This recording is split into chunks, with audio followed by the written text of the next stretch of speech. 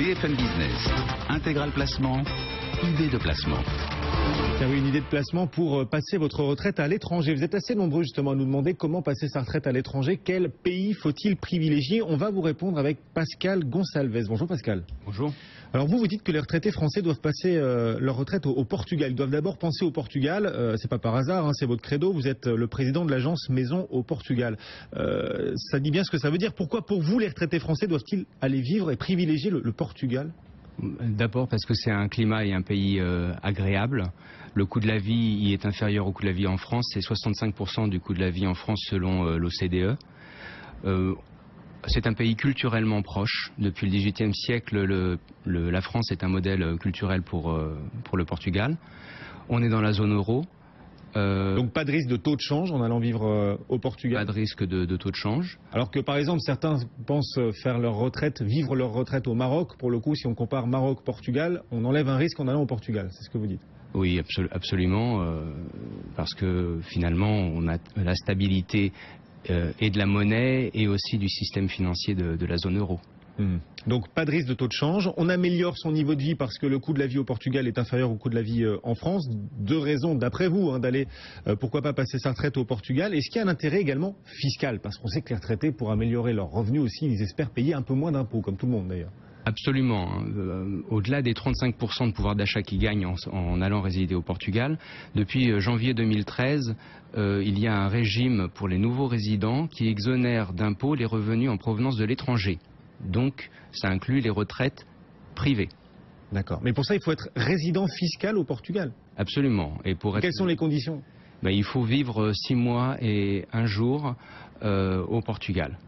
Il faut savoir qu'il y a par an, mais il faut savoir qu'il y a une grande communauté française d'environ 40 000 personnes qui a augmenté de 1 000 à 2 000 personnes depuis ces mesures de 2013 et que les Portugais comprennent en général le français et beaucoup le parlent. Oui, ils l'apprennent à l'école, le français, les Portugais. Ils l'apprenaient à l'école jusqu'à il y a 30-40 ans. Depuis, il y a eu la grande vague anglo-saxonne, mais ça revient en deuxième langue. Ça revient en deuxième langue. Donc la génération des 50-60 ans parle encore plutôt bien français et puis les jeunes, vous nous dites, ça commence à revenir. Donc des facilités pour s'installer au Portugal, un attrait fiscal. Est-ce que vous diriez que le Portugal aujourd'hui c'est la Floride de l'Europe? Est-ce qu'on peut le dire comme ça? Je pense que le Portugal a tous les atouts pour l'être, d'autant plus qu'il y a un système de santé compétitif, parce qu'on est au 12e rang mondial d'après le dernier classement de l'OMS. Donc c'est mieux que la compétitivité relative du pays. Ouais. Alors, si je m'installe au Portugal pour la retraite, évidemment les questions de santé sont importantes. Si je m'installe au Portugal pour la retraite, je pense aussi à me chercher un logement et pourquoi pas acheter un logement. Est-ce que le marché immobilier portugais d'abord a du potentiel? Est-ce que je peux réaliser des plus-values au Portugal? Et surtout on va débuter par ça, est-ce que ce système immobilier portugais est stable? Parce qu'il y a le voisin espagnol là qui a connu une bulle, qui a beaucoup souffert. C'est pas de nature à sécuriser et à rassurer nos auditeurs, nos téléspectateurs. D'abord au niveau des transactions, c'est sûr, il y a des notaires, il y a des registres et des cadastres comme en France, donc il n'y a pas de problème à ce niveau-là. Est-ce qu'il y a eu une bulle par exemple sur le site? Il n'y a pas eu de bulle au Portugal. Entre 1997 et 2007, l'immobilier a augmenté de l'inflation grosso modo. Donc il est resté stable en termes réels. Alors que dans le même temps, en Espagne, les prix étaient multipliés par 3. Depuis en Espagne, ils ont été divisés par 2, mais ça reste en termes relatifs encore plus cher que le Portugal. D'autant plus qu'entre 2008 et 2012, du fait de la crise, les prix dans une grande ville comme Lisbonne ont été réduits de 5 à 10%. Il faut savoir qu'ils n'avaient pas monté, donc c'est quand même beaucoup. Et sur les côtes, de 20 à 30%. C'est reparti depuis 2013. Les prix repartent à la hausse? Oui, depuis 2013, ouais. Et je vous dirais que sur Lisbonne, on est dans des bons produits, on est entre 10 et 20% d'augmentation sur 1 an et demi. À peu près. D'accord. Les prix sont partis un peu à la hausse au Portugal, mais il n'est pas trop tard pour y réaliser un investissement immobilier. Vous pensez que ces prix risquent de continuer leur progression? Oui, parce qu'on est encore à un niveau historiquement bas. On est à des niveaux d'avant la crise sur un marché qui n'avait pas monté. Il n'avait pas monté parce que en 2003, il y a déjà eu un resserrement budgétaire qui a coupé le crédit et c'est pour ça que le Portugal n'a pas suivi le chemin de l'Espagne ou de la France au niveau de l'évolution des prix de l'immobilier dans les années 2000. Donc dans le match Portugal, Espagne pour les retraités. Pour attirer les retraités, il y a un avantage là sur le Portugal, pour le Portugal.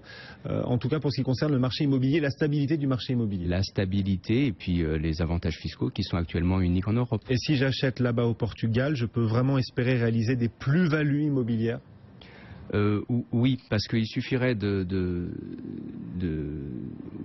les Portugais reviennent sur le marché. Parce que qu'est-ce qui se passe? Le marché a baissé parce qu'il y a eu une crise de crédit.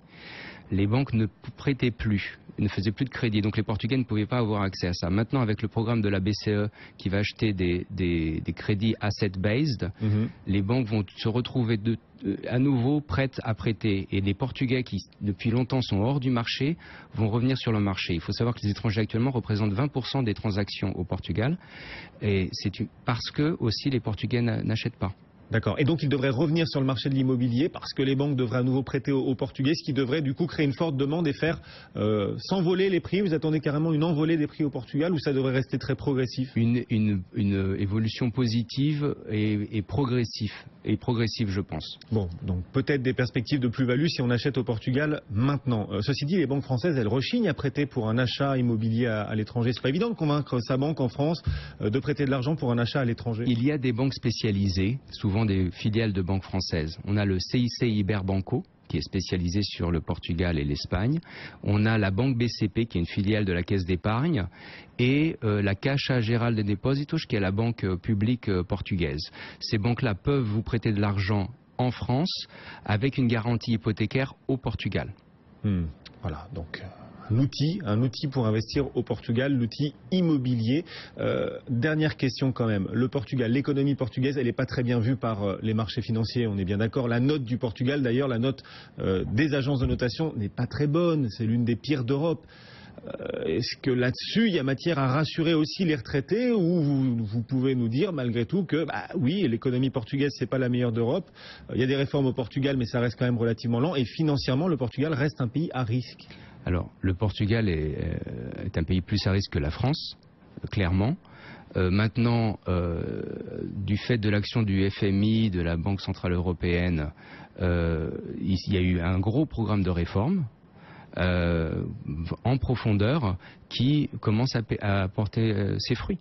Il ne faut pas être d'un optimiste délirant, mais quand on voit les coûts de financement de la dette portugaise actuellement sur les marchés, c'est plutôt positif. De plus en plus de Français s'installent au Portugal pour leur retraite. Vous avez des chiffres à nous apporter aujourd'hui? On estime que 1000 à 2000 personnes se sont installées pour leur retraite au Portugal en un an et demi. Français. C'est plus qu'avant, c'est plus que les années précédentes, on est sur une tendance ascendante? C'est plus que les années précédentes. Il faut savoir que ce régime fiscal est valable pour les Français et pour d'autres Européens aussi.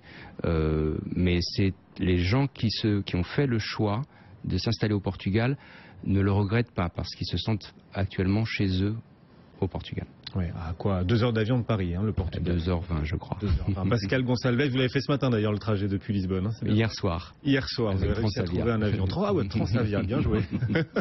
Merci d'être venu nous voir. Donc depuis Lisbonne avec Transavia, Pascal Gonçalves, le patron de la maison au Portugal, c'est en France. Et évidemment, on va continuer dans Intégral Placement tout au long des prochaines émissions, des prochains jours, de vous apporter des conseils pour embellir votre retraite. Le CAC 40, 4370, il progresse de 0,26% dans un instant. C'est le journal sur BFM Business.